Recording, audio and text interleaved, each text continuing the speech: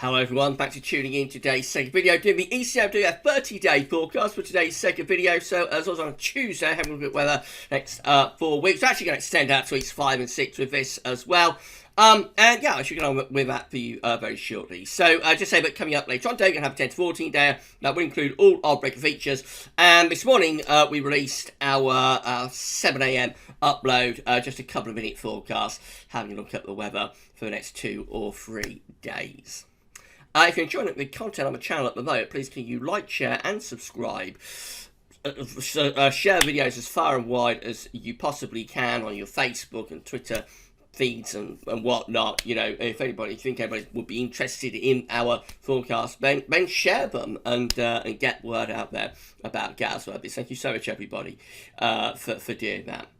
And thank you to ECMWF.int for supplying the charts, of course. Right, let's get on then. So we're going to start off with week 1, mean sea level pressure anomaly for Europe. So we're going to have low pressure across the northern and western parts of Europe this week. It's going to be taking us from the 3rd through to the 10th of May, by the way. So this is the current week. High pressure down into the Mediterranean, especially eastern parts of the Med and down to southeastern corner of Europe, so from Balkans to Black Sea and an area of high pressure. And we still have blocking up towards Greenland and Iceland. Jet stream being pushed southwards in that direction. So we're looking very unsettled and rather cool in the week ahead. This is how the 500 millibar height anomaly is looking across northern Europe. So again, we've got lots of low pressure across northern Europe. Any higher pressure is sort of down through the Med and into the east and southeastern part of Europe and up towards Greenland as well. Again, the jet stream is pushed southwards.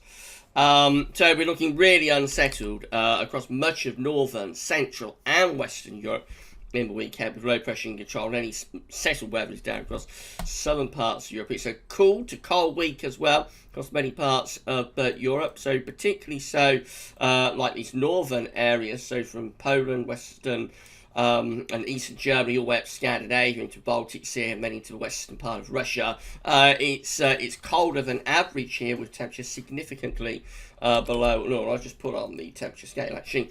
Significantly below normal, going into those darker blue colours, which are taking the temperature anomaly down to between 3 and 6 degrees below average. Spain, Portugal look a little bit warmer than average, and particularly warm over in this eastern southeastern part of Europe, especially so through like the eastern Med, so Greece into Turkey down to North Africa.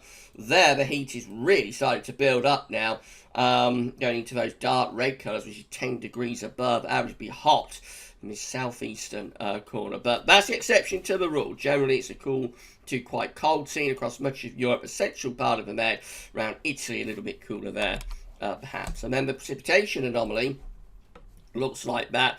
So much of northern and western Europe is wetter than average in the week ahead, above average precipitation for many parts of northwest Europe, from either the UK in west all the way over to western parts of Russia. So a little bit dry for Scandinavia, especially central north part of Scandinavia, southern Scandinavia, Denmark, southern Norway and Sweden, looking a little bit wetter through there. And then we come down into the Med, it's much drier through there. So from Spain all the way over to Greece and Turkey, looking pretty dry, though parts of North Africa are wetter through there. Right, so that's week 1 done. Let's have a look at week 2. This one will take us from the 10th through to the 17th of May. Still looking rather unsettled here for the west of Europe, so low pressure still coming in off the Atlantic into Ireland, the UK, the Low Countries and into Germany as well. We've got some higher pressure across eastern and northeastern parts of Europe and also down towards Spain. Slightly lower pressure through the central bowl of the Mediterranean. This is how the 500 millibar height anomaly is looking for week 2, from the 10th to the 17th of May. So a little bit of a change taking place here. We've got higher pressure. I think the ridge that in this week is like down in the southeast part of Med. Looks like it's pushing northwards probably. So we've got some higher pressure moving up the eastern side of Europe. Still with low pressure out in the Atlantic to west of Europe and down into western bowl of the Med. Justin is probably going to be doing something a little bit like that. It should start to bring up something a bit warmer, I think, to central parts of Europe. Let's have a look at the temperature anomaly, see what that's doing. Yeah, it's going significantly warmer now across many parts of Europe, actually. Even out to the west of Europe it's going warmer. So there is definitely like a push of more southerly type wind going on here. So significantly above average temperatures from Germany over to Poland, and just generally above average in many parts of Europe. Even some of that's getting in towards France and England as well, and Wales. So definitely the warmth is backing westwards in week 2. It's rather cooler though in this far eastern part of Europe, and Spain and Portugal going cooler than average. Through the Med, again we see cool conditions around Spain and Portugal, quite warm around Italy, over the Adriatic in towards the Balkans, then down towards Greece, gets a little bit cooler through there. Let's have a look at the precipitation anomaly for week 2. So unsettled in the west, dry in the east, basically an east-west split being forecast there. So through Scandinavia, Ireland, UK, France, down into Mediterranean, anywhere from Italy westwards to Portugal, it's above average with the precipitation. Eastern Europe looking a lot drier from the Balkans and Italy all the way over to the Black Sea, and then down into the southeastern corner from there. It remains pretty dry through there. Right, week 3 is going to take us from the 17th to the 24th of May. So this one will start to raise pressure a little bit across Europe. So just generally higher pressure developing, I think, is the story there. Some lower pressure to the extreme northeast. A jet stream starting to move northwards as well. So just generally turning drier, I think, is the message there for week 3 from the 17th to 24th of May. Week 3, 500 millibar height anomaly shows that high pressure is across western, southwestern parts of Europe now. So this is like a ridge from the Azores.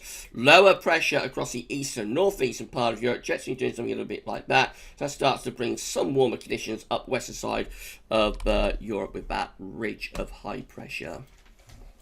Week 3, temperature anomaly looks like that. So rather cool again for much of northern Europe. I would have thought either UK would be a little bit warmer than that, but it does look cooler again from like the far west all the way over to the northeast. It's warmer than average down towards Spain and Portugal. Otherwise, not much of a signal. Cooler conditions are extending down this eastern side of Europe.